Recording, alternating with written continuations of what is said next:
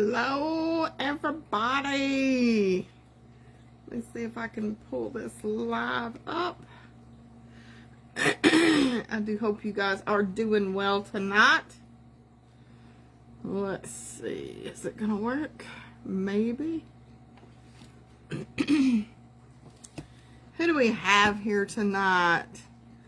Goodness, we have Daryl Bonds, Brandy, Barry, Cheyenne, Heather, Jennifer, Samantha, Hubby, Carrie, Hunter, Mega, Eric Kingstorp, David, Bill, Bambi, Ashley, Kara, Jessica. Glad to see everybody here tonight. I hope everybody is doing well. Yes, another Tuesday. If you guys are new here, we do this every Tuesday night, 7 p.m. Central Standard Time. Every Tuesday night. We either have a hobbyist or a special guest like a vendor, or we'll do a series, which is probably coming up pretty soon. Hey Samantha, hey Linda, hey Mark, hey Christy. So we do a lot of cool things here on Tuesday nights. The only announcement, I guess you can say, is Reefapalooza Orlando is coming up this weekend in Orlando. I hope some of you guys can make it. I am going to be speaking on Saturday. Nervous? We'll see. A new build series. That's a good suggestion. I like that, Carrie. Thank you. Yeah, we've got a couple of ideas for some series coming up over the summer. Doing those. So I kind of like the series. You're jelly. I know, Cheyenne, I missed you too. Goodness. Where have you been, lady? Busy, busy, busy. Summer coming on, you know, I know a lot of people starts traveling and doing different things, so I get it. Thank you, Jennifer. Thank you, Daryl. I hope so. I guess we'll see when we get there. So, yeah. Nicole Con, I'll see you Saturday. That's right. You got the speaking down to the pro. I don't know, Barry. We'll see.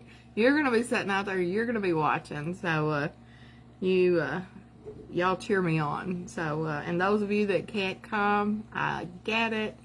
If you can't come, for sure, cheer me on from here, from the page. I greatly appreciate all the love and support that you guys give me. So, hey, Thomas.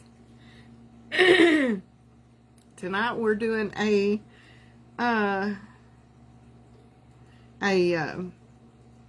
hobbyist. We're featuring a hobbyist, our very own Hunter. Let me see if I can. There's a request. Let's see if this is going to work. Facebook was working really good earlier today. I don't know about now, but we shall see. Hello. Who do we have? Are you there, buddy? I am. Hello. How are you? Doing great. How are you? I am good. So, for those of them that doesn't know you, tell us, Hunter, a little bit about yourself, please. Yeah, so my name's Hunter. I'm sure you guys see me post my videos and pictures pretty often. I also have an Instagram and TikTok that I do that stuff on. But yeah, I started off as a scuba instructor. That's kind of what got me into the hobby. Been diving since I was 12 years old. I first got certified back in 1999, and that kind of just got me addicted to marine life specifically. Had aquariums, freshwater on and off growing up between like my grandfather having them, having like beta tank, stuff like that, guppies, and then had freshwater tanks. My first real venture into saltwater was when I was living on Kauai.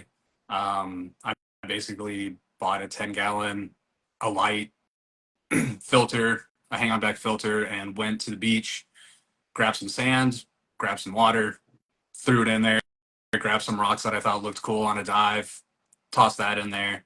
And then one of my friends who was a boat captain for us caught, I think, like 10 sargassum frogfish and a bunch of flotsam. Gave me one of them, so I had that guy in there for a bit, which was really cool. But that was pretty much it.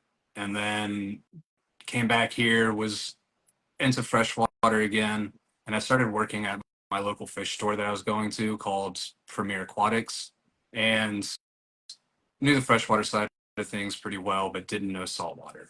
And so Yeah. I asked them, I was like, hey, can you guys teach me saltwater? That's where all the money is. It's where commission is, all the cool stuff. Like, I want to learn this.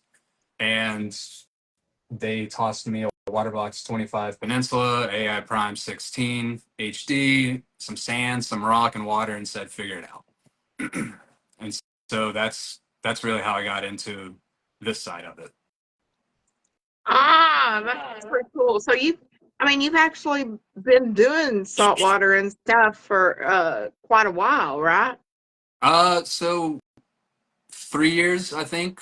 In March is when I hit the 3 year mark on the saltwater side of things.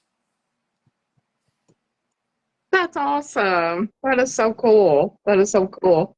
So I guess you said your grandfather kind of started you in it with his Yeah, tanks? he had tanks.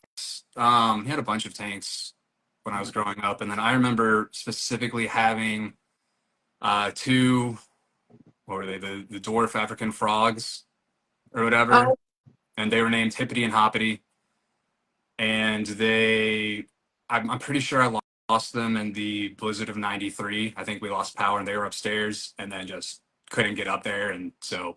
But I vividly remember having those guys when I was like 5 years old. oh, oh man, that is tough. So what kind of tanks, what all kind of tanks do you have set up now? Do you have any fresh water or are Not you still currently. just, Not now. I haven't had a freshwater tank in a minute now. okay.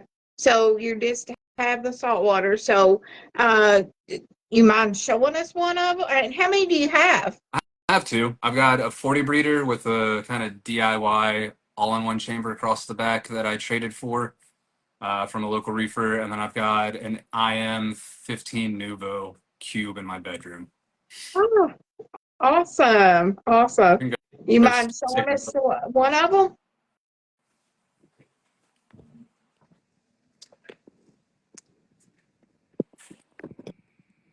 So this is the 40 breeder. Okay. So I got the mushrooms over in this corner. Little I like fracture. mushrooms. Yeah, they're my parent favorite right now. Um, Big old Duncan colony, which is where the two clowns tend to hang out the most.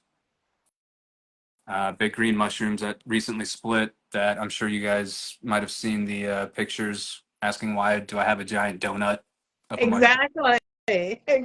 And now you know Yeah, because you ask a question on Tank Talk and you got some wonderful answers on it. And so that's what it was doing. It was splitting. yeah. And so there they are right there. It's hard to see that it's two separate ones, but it is. Yeah. And I've got the chalices on this little rack.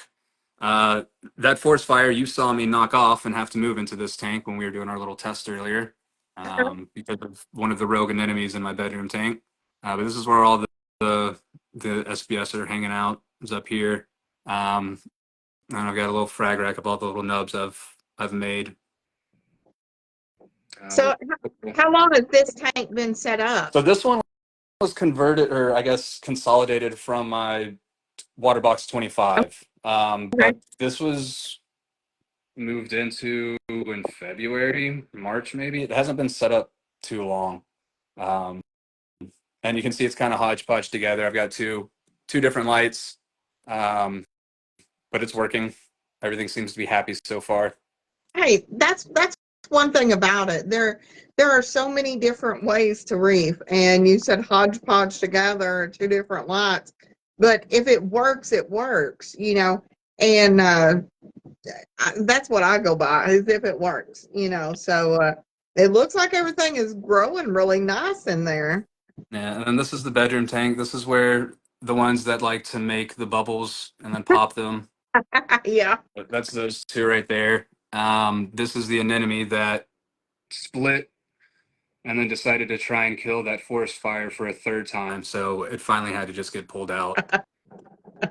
But this is mainly mushrooms just because of the little sexy shrimp in here. They Mhm. have picked a lot. Um, so it's pretty much mushrooms, the Kenya tree that I recently got, and the finger leather at this point. And then there's a little sunset Monty right there that is attached to too much. You know, there's a lot of softies in there, and I kind of feel I put up a post like last week or something, the most underrated, type of coral, and I was so glad to see some people say softies, because they are, well, that's what I like. I guess I'm partial to them. But they're beautiful. The movement they have, they're fairly easy to care for. Pretty easy to frag and stuff. So I think softies are just like really kind of like an underrated coral. I mean, don't get me wrong. Like I put up a Torch Tuesday post today, and man, is there some beautiful torches listed on there. And they're beautiful. And there's so many pretty corals. I guess I'm just partial to softies. So it's really cool seeing a lot of softies in your tank. So I know you got two different kind of lights on there. What kind of lights are you running? So on the 40 breeder, there's an AI Prime 16 HD, and then I already had a Kessel A80 Tuna Blue that was running on my little eShops desk mate that I had running for a bit. Uh-huh. So it got added onto this tank, and the eShops got put away for the time being. There you go. So, we talked earlier, and so it's kind of like a simple setup. So, tell everybody about how simple it is. Do you run a UV or no? So tell me what all that you run on it and what type of filtration you use. It's very basic. It's about as simple as it gets. I've got the lights. I've got a Jabo SL something or other on this tank, and then a Nero 3 on my bedroom tank, and then two ATOs, and that's about it. I That's use I use filter floss, and that's it. that's pretty cool. And I've talked before about, you know, like I was told for a long time that, oh, don't do salt water, it's too expensive, it's so hard to care for, blah blah blah blah blah. And that really hindered me a lot, I think, in how I did things, because I didn't get into salt water till late in life. And so it can, if you've got the money and you want to make it can be as expensive as you want it to be, Yeah, but you can also enjoy it on a more economical route, I feel like. absolutely. Yeah, I mean, I know there's people that I know and that you see on social media that have $100,000+ systems easily, Oh just yeah. just in, and not including the livestock, not including anything, but can also have fun just with nice simple stuff. Exactly. And you can enjoy it really honestly just as much as you can anything else. So uh you say you've got did you say you had a sump on that one or no, or just Oh, overflow? it's just a it's here, I can show you. It's literally just a DIY all-in-one chamber across the back that someone else built. Okay. Just goes across the back. That's pretty cool. And so do you have anything in that chamber? There's some filter floss that sits on like a little contraption that whoever it was made. Mm-hmm. Uh, I have a liter of matrix, and that's it. Awesome. That's awesome. So, do you ever dose anything for, like any elements of any kind or anything like I that? don't do any dosing. I do water changes every week, 5 gallons for both of them. Just because I have 5 gallon buckets. My RODI system is sitting on an upside down trash can outside, and that's how I make water. Um, If it works, it works. Yeah, it works. Yeah. The only thing I really dose, I do AB plus and Fido. I do AB plus maybe once, maybe twice a week, and then Fido 2, 3 times a week, and that's about it. That's awesome. So on your corals, do you spot feed your corals? No, I don't spot feed, but when I feed the tank, I've been because I got a really tiny clown that most of the food I had was too big. So I'd been doing baby brine shrimp for him. And so I use 2 cubes of baby brine shrimp when I do the frozen stuff to throw in there. And I just broadcast feed, and that seems to be getting the corals plenty. Oh, that's good. And what kind of frozen food do you use? It's the like variety marine pack. Mhm. So I have that, and then I do a thing of mysis as well. And then I do the baby brine shrimp, and I just mix it up with some tank water. That's awesome. Bill Henry says, Hunter is speaking my language. We seem to have similar philosophies regarding reefing. You can make it simple and still enjoy it, and still get so excited over it. I mean, I do. I mean, mine's not fancy. It's all softies. It was a used setup. But I mean, I enjoy it so much, and I know that you enjoy your tanks also. Oh yeah, I mean, they seem pretty healthy. I've had the sexy shrimp. This is the fourth time now that one of the females is buried. Um, I've got a couple things breeding in here as well. So things seem to be happy enough. So there's no reason to really change it. I seen that picture you posted earlier of that sexy shrimp. Oh my gosh, that was such a wonderful close-up picture, by the way. That is beautiful. It was just gorgeous. I loved it. Um, so, so how do you when you get a new fish in? How everybody does things differently. So this is by having a hobbyist on, we can see what others do and if it works for them. And we're not saying this one thing works for everyone because everybody's different. But how do you acclimate a new fish to your tank? So I have a whopping 5 fish total. I have the 2 clowns in my bedroom, and then I have the 2 clowns in this tank, and then I have orchid dotty back in there, and that's it. But whenever I do get them, I'll basically float the bag for, 15, 20, 30 minutes. And then I get like a quarter measuring cup or so, and just take a little bit of tank water, add it in, wait 5, 10 minutes or so, add a little bit more in until it's at least a 50-50. The people I've been getting fish from have been very reliable people, so I haven't had to worry about Good. being, you know, diseases or anything like that to worry about. So I haven't had to do any quarantining or anything of the sort. The orchid Right. dotty, actually, when I got it from the LFS, the uh, the employee, I'm pretty sure, damaged its tail pretty bad, and it was missing. So I didn't see the fish for 7 days, and then I went to combine everything into this tank, and that's when I had seen it for the first time after buying it, and realized its tail was completely gone. It was missing everything. It was just meat. There's none of the translucent fin or anything of the sort. And I was like, all right, well, I ran out of time at that point. I had to go to work, and so it was like, hope for the best. And then sure enough, it's fully recovered, living its best life in there. Now it comes out not only when I feed the tank. It used to only come out when I fed the tank, but it's out and about during the day now. Oh, Yeah, so that's so good. That is awesome. Bill Henry says, kudos to those who go all out at no expense, but you can be successful without all the latest and greatest. That's very well said. And I totally agree with that. I mean, who doesn't love new products and new whatever? We all do. But you can be successful with your tank, on a budget, and still have that enjoyment there. Travis says, I love my clown dotty combo. They are great together. They are really pretty. So do you when you get new corals, you've got a LFS that you go to, right? so There's a couple nearby that I'll go to from time to time.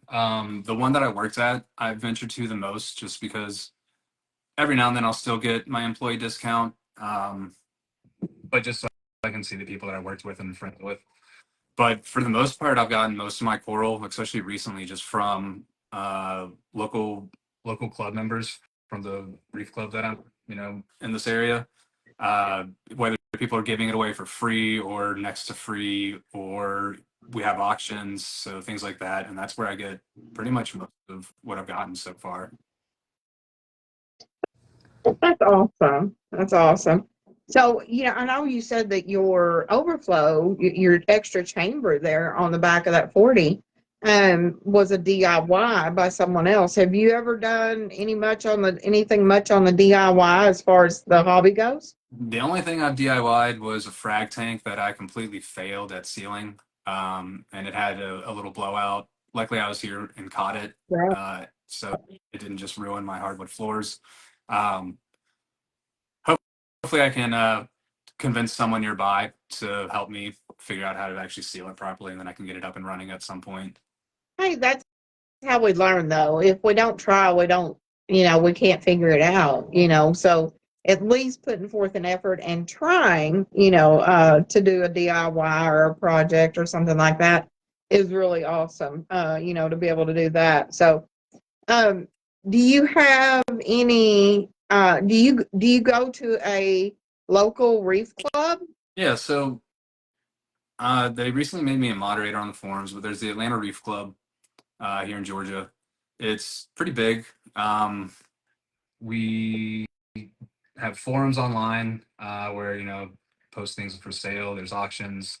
You can sell live goods, dry goods, things like that. Um, we have in-person meetings every couple of months. The next one coming up is going to be on May 3rd. Um, and usually at the meetings, it's there's 6 to 8 vendors that are there. The club provides catering of some sort, whether it's barbecue, Italian food, Mexican food, something like that. There's raffles for supporting members. This one, though, for May 3rd, it's actually going to be a true frag swap style meeting. So Oh, everyone's bringing frags or dry goods that they're going to, set up under a tent, a little pop up tent, and a table, and trade, sell stuff for people that aren't going to be bringing goods. yeah. There's also going to be a fragging and dipping demonstration for things that are easier fragged with like a bandsaw. So a couple bandsaws will be brought. I know the club president is bringing a bunch of Dragon Soul torches that are going to be cut up and just given to people. There's going to be some SBS cut up as well. And so just a demonstration on how to do that, dip it, um, and then supporting members are going to walk away with a bunch of free frags. Anything that's left over is going to go to the non-supporting members. And this one, usually they are held at a local church in a part of the city. This one's actually going to be held at one local business. Two technically are in the building. And it's, what's the guy's name? It is Big Fish Custom Acrylics is the place that we're going to be doing it at. And then, so he builds custom acrylic aquariums, as the name says, but like very large ones, like very, very large. And then he rents out space to a guy named Anthony who has aquarium cabinets by Anthony. Mhm. Sometimes they work together, not all the times, but he does some really great cabinetry work as well. So they're not just local. They don't only just work here. They can work elsewhere. So definitely give them a look if you guys are looking for anything custom made or whatnot. Oh, I appreciate that. And it sounds like your reef club is like, it's like, that sounds so cool to be able to do different things like that. I do hope that we get one in our area. There's some, in Arkansas, but, like 4 hours away or whatever. So I do hope that, we get a reef club. I think it would be so cool, to have different little events like that, or uh, just swapping frags, or, just tips and tricks and things like that. I think that would be so cool. Um, I know what you mean, Brianna. That's what mine is sometimes. So you're in Georgia. And, So do you visit the Georgia Aquarium often? yeah, so yes and no. One of the benefits actually, so the club has does a lot of stuff outside of just the meetings and things like that. So every year it donates $5,000 to some type of reef related organization. The last several years have gone to the Georgia Aquarium for coral research and conservation funding. The club's also done what's the other one? The Coral Restoration Fund in the past as well. But one of the many benefits of being a club member or a paid member is that you get access to the club has 8 year-long passes basically that club members have access to. So you basically just send an email to the treasurer, say, hey, I need this many tickets for this day. They send them in the mail, or you meet up, you get tickets, you get to go for however long you have them until the next person's like, hey, I want them. Then you toss them in the mail, send them to the next person, and so on. So, Oh, that's cool. yeah, it's one of the benefits. We also offer free par readings to people that are supporting members as well, which is That is pretty cool. awesome. Now, Yeah. I've heard a lot of people talk about the Georgia Aquarium and how nice it is and everything, but I've never seen it myself, never been there. But I've heard a lot of good things about it, the Georgia Aquarium. So, in your diving days, you were a diver because we kind of noticed that on the promo ad that we made. So, in your diving days, have you got any really awesome experiences that you want to tell us about while you were I've diving? had some very great ones and some very not fun ones. Almost drowned once because someone messed with my gear before I hopped in. I didn't bother checking it because I was doing my dive master training at the time, and Oh, basically everyone got into the water, and it was our job to get everyone in, and then the instructors just took off. So I just set my gear up, um, and then get everyone into the water, and then I'd throw my gear on and go, and would never test it after I had set it up initially. And I guess a newer dive master in training or something decided they were going to help with my gear, and instead of going all the way open with a half turn back, they did all the way closed with a half turn open. So I could breathe on the surface fine, but once I hit depth, the air was compressed too much and didn't go through the opening. So I was at like 60 feet and got a little, and that was about it. no Um, air. yeah, yeah. So that was fun. You got to chill, cat. I And bet. then when I was living on Oahu, um, it was against all my dive training to harass marine life. You're there to look, not touch. Um, but in Hawaii, it's very common for people to interact with marine life, especially octopus. Um, and so my customers were complaining that everyone else was handling them and I wasn't. So my boss actually told me like, "Hey man, you got to start doing this." Told me how to do it. Um, Taught me how, encouraged me to do it. And then after about 100 times of great interactions with them, one decided to almost bite my finger off. So I got 4 tendons and already did 50% nerve damage to it. That's as true as Oh, my gets. And that was July 25th, 2011. And that's where we're at. oh, mercy. I Yeah. I was Fired telling me. you, yeah, I was. See, isn't that crazy? Yeah, he fired me while I was in the emergency room. It was like a 7.5 year long workman's comp case. It was a big ordeal. It Um, sounds like it. I had, you and I were talking earlier, and you were kind of touching on that, and I was like, I had no idea that they can do so much damage like that. So, yeah, that's crazy. yeah, so So, it's what's been one of the coolest, 2 or 3 of the coolest things that you have seen or got to experience while you were diving? so Anything out of the I ordinary? would say one of the coolest things also involved an octopus, and it was when I was living in St. Thomas.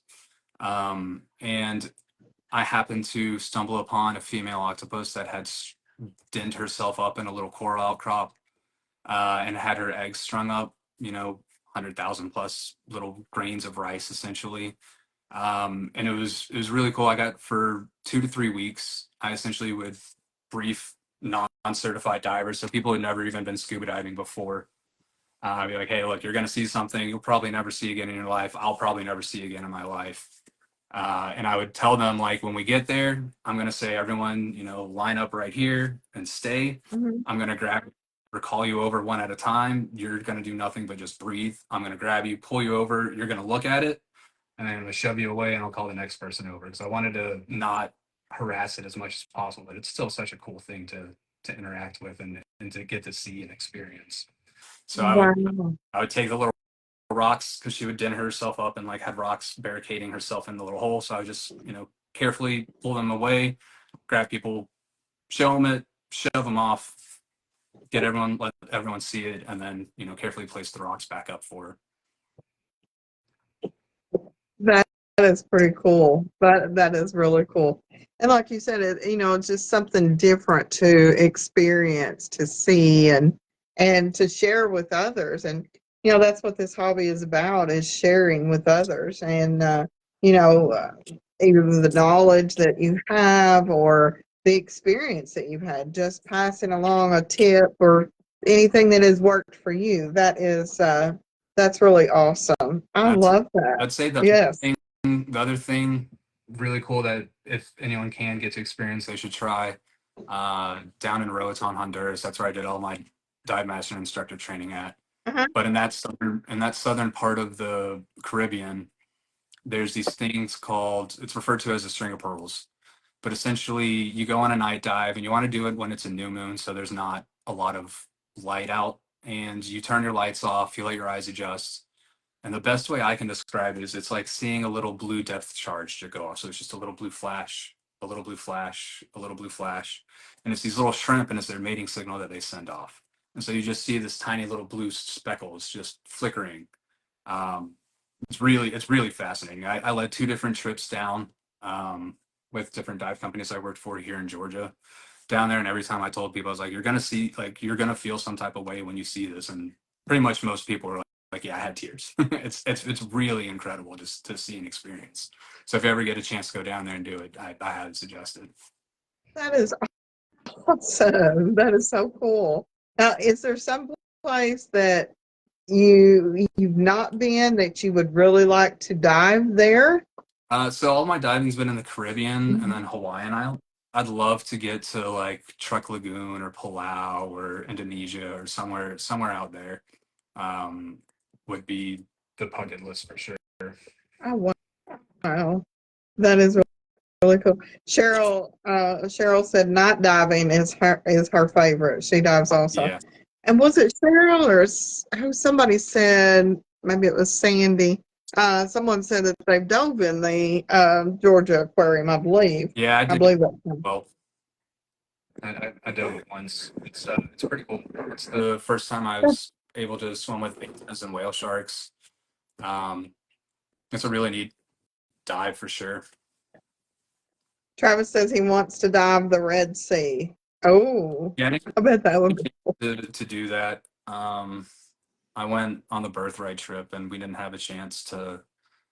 I was the only scuba diver and they weren't going to allow me to do it essentially. So Yeah, I didn't get a chance there. that would be so cool. I've never. Yeah, it was Sandy. That's dove in the Georgia Aquarium. I've never been diving, but I can just imagine you know, how much you would see and the experience you get. Catherine says, I've snorkeled the Bahamas and that was amazing. She's dove the Georgia Aquarium and the Tampa Shark Tank. That is awesome. Ah, that is so cool. Verona says sometimes she thinks about putting her face in the tank. Right, that's probably about as close as I'm going to get to it. Also, to be honest, so don't feel bad. Yeah, having the So, tanks definitely helps scratch the itch of not diving every day. When you spend, over a decade essentially diving 2 to 3 times a day, 4 or 5 times a week, and you go to being landlocked, it definitely helps scratch that itch a bit. Tammy says she loves bioluminescence.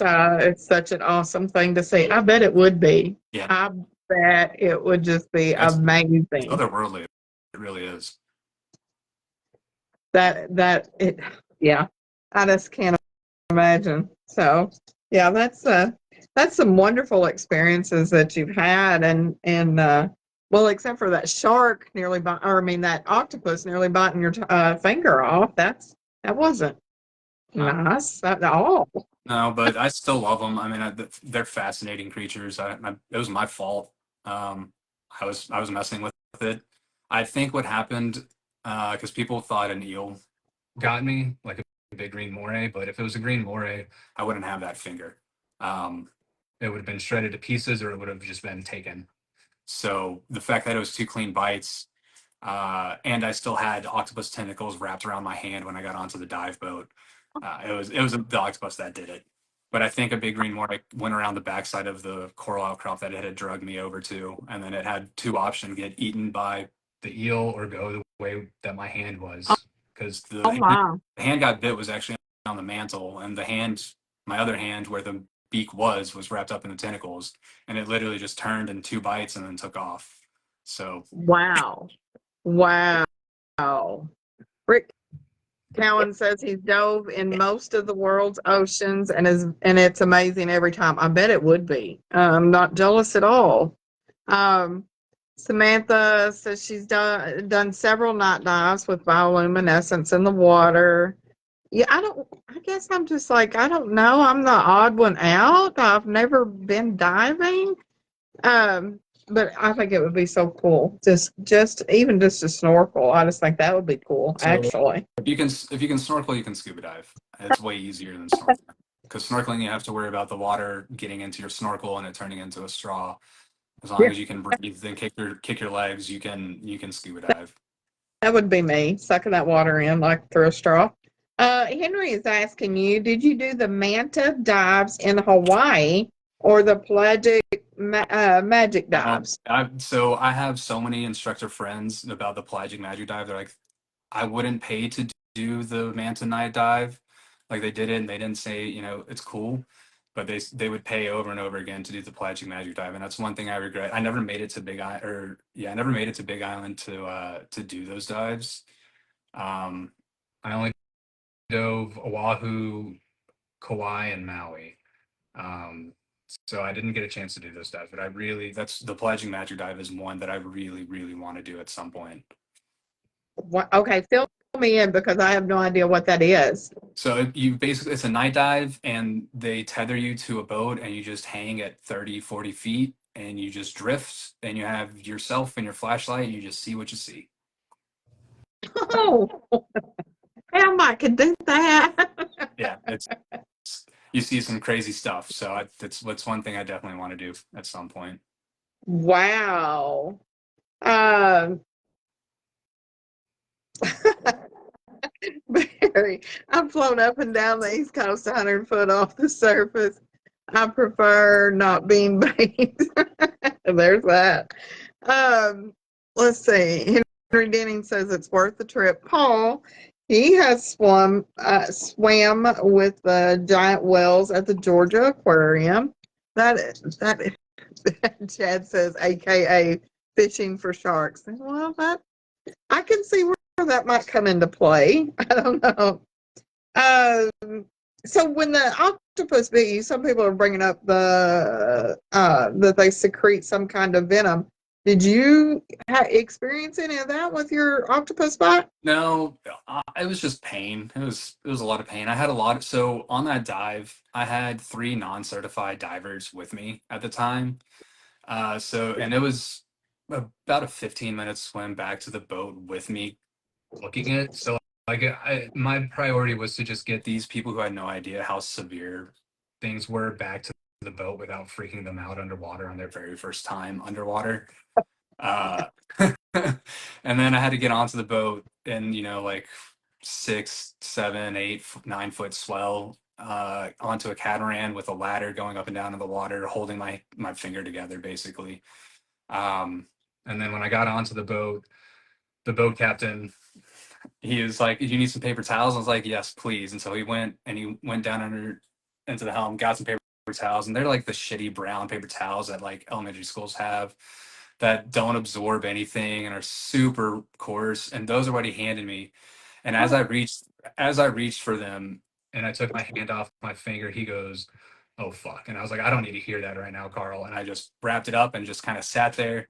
It was about another 20 minutes or so before all the other people started getting back to the boat because there were other groups there as well. Um, and it was about like 15 minutes into being on the boat and like where the adrenaline and like the reality of it started to sit in. And it Right. just hurt. That's crazy. That's crazy. Well, I know it did a lot of damage, to your finger, and it will always have some damage to it. But I'm glad. I'm glad that it wasn't. It. I guess it could have been a lot worse. Sandy says that's not fun. Those swells make it tough to get back on the boat. I can imagine it would. Absolutely, it would. Popping back to your tanks real quick. On your small tank that you have, not the 40, but the other one, on your small tank, what kind of lights are you running on it? I did not notice a It while was ago. also an AI Prime 16. Oh, it was. Oh, Yeah. okay. Okay. That's Yeah. so I believe the one on that tank is the original one that I was given when I first started from Mhm. the fish store that I was working at. Gotcha. Gotcha. I was curious about that because I didn't recall when we seen it what kind of lights that you were using on it. So is there a type of fish that you don't have that you would really like to have? I want to get one of the green target mandarins or the psychedelic ones. I've got pods all over the place, and so I think it's the tank's ready for it. It's just a matter of pulling the trigger. I love the mandarins. They're just absolutely, that's the only fish, believe it or not, that I really wanted in the 125. I wanted one of it's the blue psychedelic mandarins, and they're so pretty to watch, especially if you've got a pair of them. So you've got the two tanks. Are you considering an upgrade anytime in the future? Probably not. I'm happy with where they're at. I don't have the money for an upgrade, but the only thing I really would like is better lighting at some point for both of them. Right. But I don't really have the room for bigger or the time really Right. to do bigger. So I'm pretty content. I, everybody's like, oh, they want a bigger tank. They want a bigger tank. I get that. But for me, I'm not in that situation. It's 125 gallon is what I have, and to me, that's just the perfect size. I mean, I don't think I would want any bigger. I love that size, and so yeah, if you're happy with what you've got and it satisfies your reefing needs and you enjoy it, there's no reason, to fall prey to the, oh, hey, let's get a bigger tank syndrome. Yeah. But yeah, if you take care of it and you're growing corals, they look really nice. So yeah, absolutely. I'd say just keep doing what you're doing. I like the fact that you are reefing on a budget, that you're not just throwing hand over fist and got to have the latest and the greatest, like Bill said earlier. You don't have to. You can absolutely enjoy it just as much with a smaller tank or with just the equipment that you have and not having to buy the newest of everything that comes out. Nathan Stewart is not like that. He says, I want a 10-foot long tank. Woo, that's crazy. Kara's wanting to consolidate a couple of tanks into one, like my 120 and my 75 into a 180. It would be a little less work. That would be pretty cool. Um, Jason wants to know if you ever got in a cage with the great whites in South I Africa. have not been to South Africa. I have not done any cage diving, but I've dove with plenty of sharks. There's no reason to be afraid of a shark when you're underwater in scuba gear. You don't look anything like food to them. You don't sound anything like food to them. You got to look at it from a shark's perspective. Take your average like 6 foot tall guy, pretty big. You put 2 foot fins on, they're around 8 feet. You have the gear of your BCD plus the cylinder on your back. Now you're, pretty wide around, and you have this giant wall of bubbles that are coming out. You look nothing like food to these guys. And they don't have the ability of like, if they go for a test bite and get hurt, they don't have the ability to go see a doctor to get checked out, right? So to them, it's not worth seeing if it's food or not on a scuba diver. There's so few recorded shark attacks on scuba divers, and most of them are when they're like doing the baited shark dives in the Bahamas or something like that, where they're Yeah. chumming the water. That's where you hear about that stuff. On just a regular scuba diver, it's so unheard of. You really have nothing to worry about. I've laid in Roatan, I laid face to face with like a 10-foot nurse shark while I was napping in just a little crevice in the reef. I was maybe a foot or so away from it. It didn't care. It wanted nothing to do with me. I would brief my divers to be like, look, if you hear me banging the shit out of my tank and I'm doing this and I'm swimming away, it's because I'm chasing a shark, and you better catch up because I'm going to go look at the shark. Wow. Sandy says, I love when the sharks show up on the reef diving. Yeah, that is crazy. Nathan says, my all-time dream is to go diving on a reef somewhere. I'm with Nathan on that one. Not so much the 10-foot long tank, but now that statement there I can get behind because that sounds like it would be really, really cool. I'd like to experience it just once at least in my lifetime. I think that would be really fantastic. So, yeah. As an instructor, I would get people when I lived in St. Thomas who couldn't swim, could barely speak English, were claustrophobic. If I say everyone should at least give it a shot, it's not for everybody. It really isn't. But at least give it a shot. It's there's nothing else like it. It's going to be the closest thing 99.9% of us will ever do in terms of like getting into outer space. It's completely a different world underwater. It really, really is. And once you put yourself in their element, some of my favorite dives to do in Honduras were just get on the boat after I was already done with all my training, not do the dive with everyone else, and just sit in like a sand patch in 30 feet of water and just sit and let everything get used to you and then come out. And then, I mean, you could let Peterson Shrimp come and clean you. There's just so much more interaction with stuff just by sitting there than you get on going on, super fast dive, kicking as fast as you can, trying to see everything. Oh, wow. Sandy says, Tian, you should snuba. What is that? What's snuba? The snuba it's a raft that has a compressor or generator or something that has little hookah lines, essentially. So you're breathing scuba, but you're tethered to that. You're better off just going scuba diving. Just go somewhere calm in the Caribbean where it's nice and flat. Don't go to the Pacific where you're going to get bounced around all over the place. And where you have, there are places in Honduras where you get 100, 200 feet of visibility easily.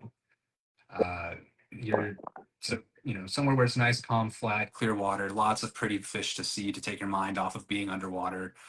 That's where you want to do it. That's pretty cool. Megamon says my clownfish scare me, so there goes that. Hey, some of them clownfish can be a little wicked. I know that. Yeah, there's one in my bedroom tank that anytime my hand is in there, it bites me. That's crazy. Yeah. Like when my clownfish are on eggs, they get really, really aggressive. So yeah, you can get bit by a clownfish. Not that it's going to take your finger off or anything, but it's going to hurt. I can tell you it will. After an octopus almost taking a finger off, these little guys biting me, that's fine. Right. Kara says the closest I've been to snorkeling is in the Keys in the stingray experience in a wetsuit in a big pool with the big stingrays. It was great fun. Oh, that sounds like fun. Um, See, Doreen knows what I'm talking about. Her female gladiator can draw blood when they bite. So yeah, I mean they can be pretty vicious little boogers. I tell you, they sure can. Hunter, it has been so cool talking to you and um, get to know your tanks a little bit and kind of how you reef. I love the fact that you reef on a budget, so to speak. You don't have to have the latest and greatest and the biggest and the baddest. And you still enjoy it, and that is awesome. Yeah, I'd like to just give Mhm. one other to someone that's been a huge impact. So Sure. the Atlanta Reef Club has been huge with keeping me in this hobby. The generosity of people is just hands down, it's incredible. This hobby really does have some really great people. One of those guys is a guy named Steve Cooper. He's a member on here as well. He's part of the Reef Club. Um, he has his own personal business, doing custom installations at large scales that most of us have never even fathomed. But he has a shop that's directly between our houses that's 4 minutes away, and then he's an additional 4 minutes away essentially. So like my box of salt he gave to me, just because I go and take care of his, the fish over at his shop for him whenever he's on business, stuff like that. Right. Um, but like, so Steve was he was the life support systems manager for the Georgia Aquarium. Since we were talking about the Georgia Aquarium, he oversaw all the life support systems for the whole place for 14 years. Mhm. Um, he helped with opening the world's largest aquarium in, I think, Chenglong Ocean Kingdom over in China. Uh, for like the hobbyist side of things, everyone knows Andrew Sandler from Polo Reef. Steve was on the first podcast for Polo Reef that they did. He went to his house and kind of troubleshooted some things for him. Um, he also works with Akon, Two Chains. Um, Shaq has reached out to him recently. And then another organization that you guys should all look into is going to be Vantara.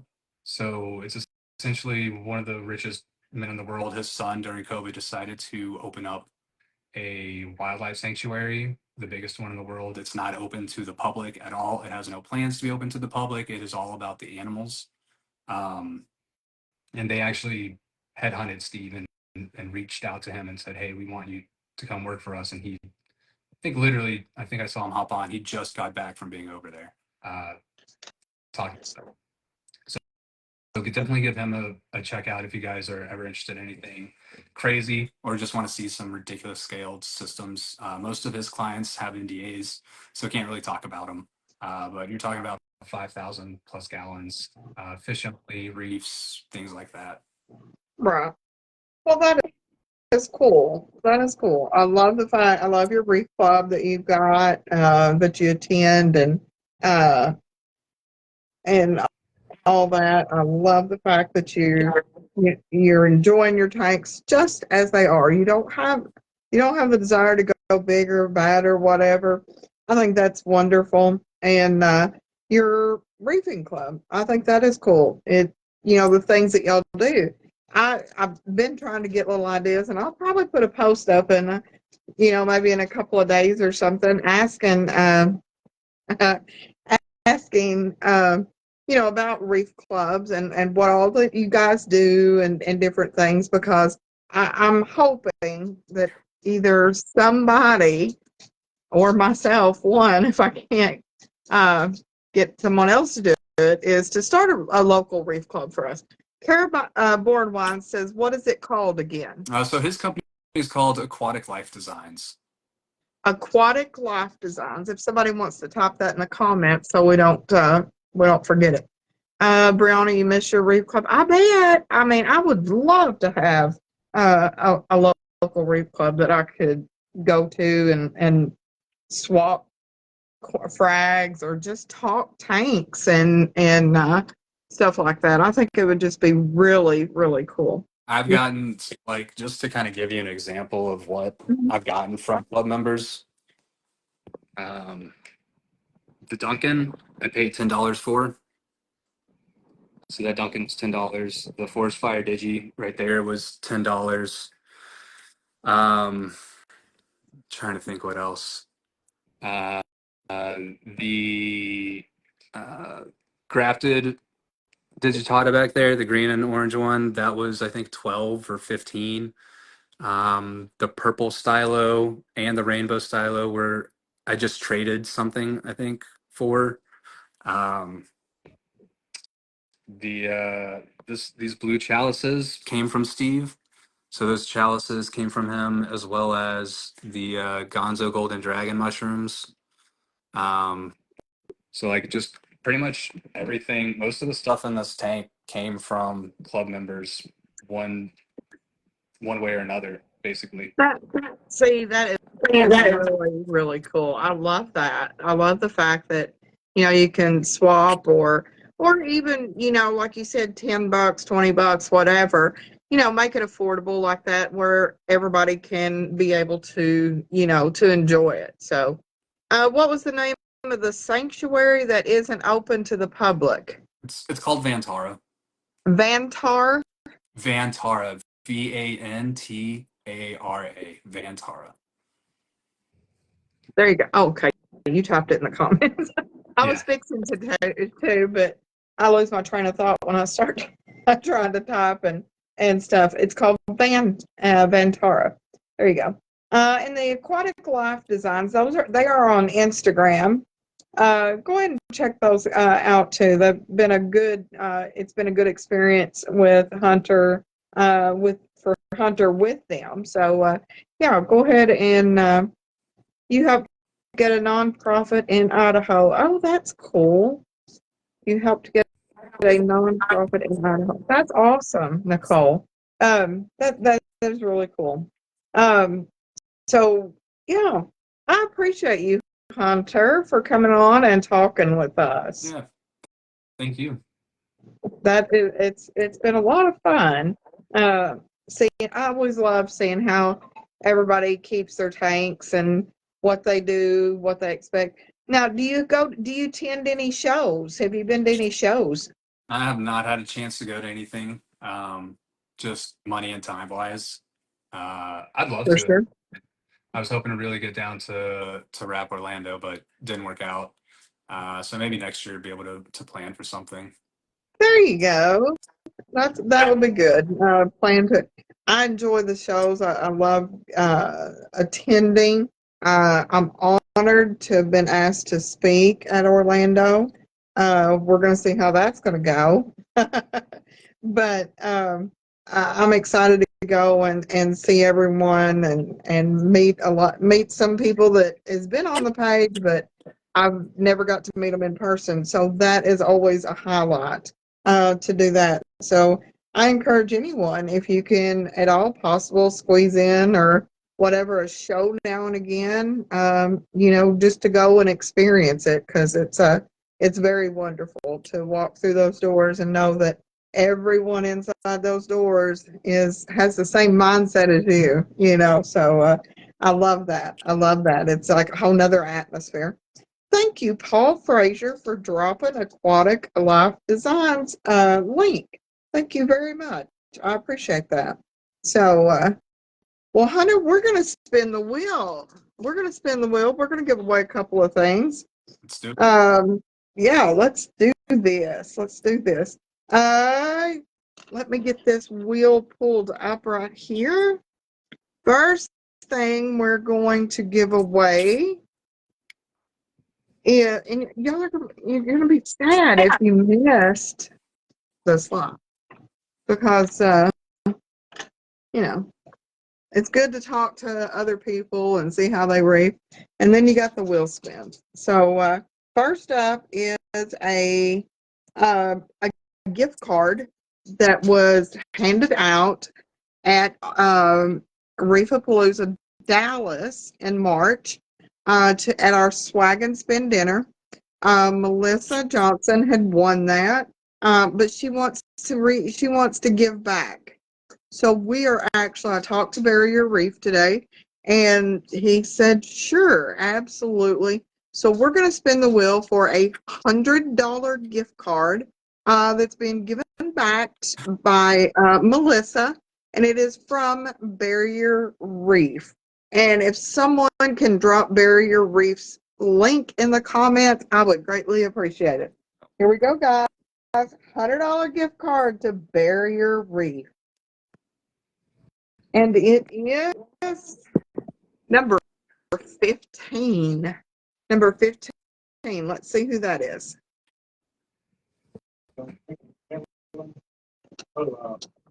Doreen. Doreen. She is Doreen Ella Bullock. She is usually always here. And I want to say a special thank you to Melissa for giving back. You know, wanting to re-gift and give back and share that gift card. Doreen is here. P-A-L-U. I just blew your last name on spelling. I got it now. Congratulations, Doreen. That is for a $100 gift card to Barrier Reef.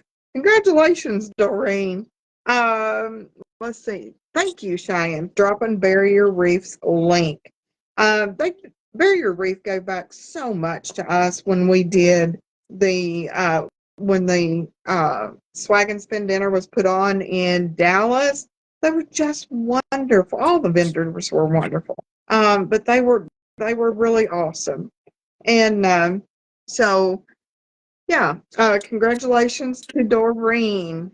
Doreen, if you will private message me after the live, and you know the drill, name, address, email address, so I can forward that on to Barrier Reef.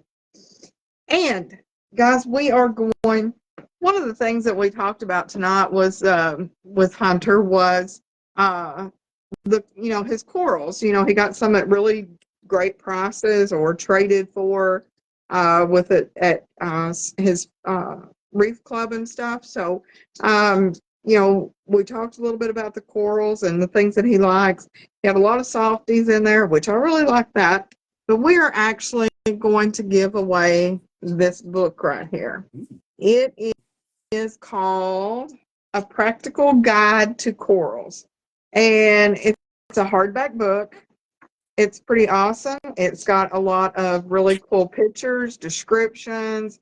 It talks about care, how to do stuff with them. There's a lot in there on softies. But it's helping to identify the corals and all sorts of good information in there. This is what the book looks like. It is oh yeah. Thank you, Chad Walton. I'm very new to this email that we have on info@tanktalkwithtian.com. Doreen, please email us.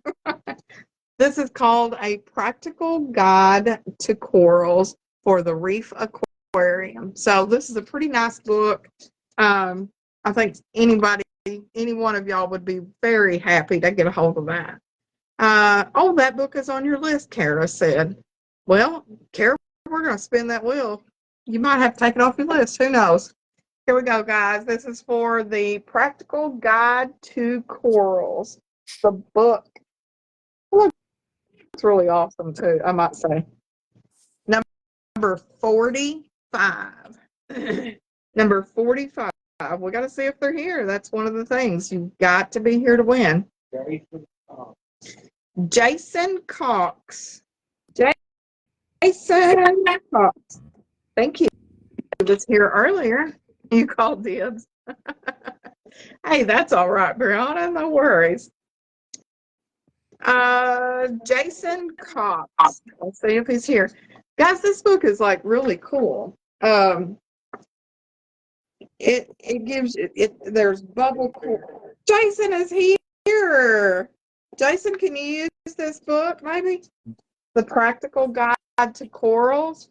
Chapters include brain corals, stony corals, small polyp stony corals, leathers, softies, pulse and waving corals, colonial and star polyps, gorgonians, and much, much more.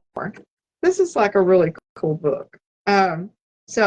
Congratulations, Jason Cox. He is here. Write that down. Jason Cox. Congratulations. You're going to love that book, by the way. I think it would be a good book for any of us to have. Jason, do you collect a lot of books? Do you keep a lot of reef books? Let us know in the comments. We are still going to spin the wheel. It wouldn't be hardly a Tuesday if I did not give away a Tank Talk with Tian swag pack. Lots of goodies in there. All kinds of stickers and samples and all kinds of good things in there. There's some stuff in there from Barrier Reef. It is number 16.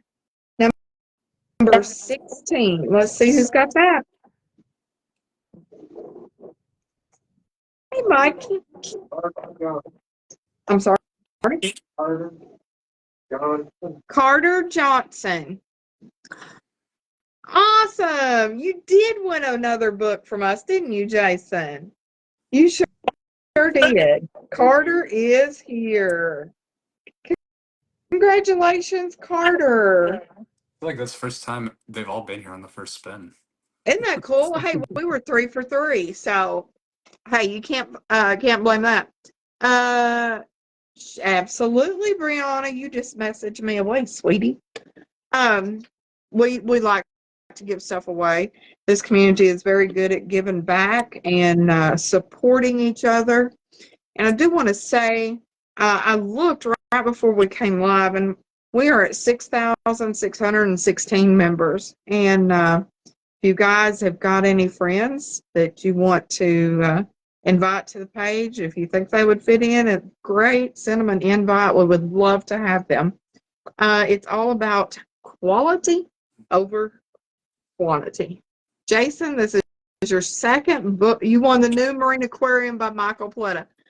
You know, it's a good thing. I have another copy of that very book, and I almost pulled it out. And I was like, no, because I know we're going to talk about corals tonight.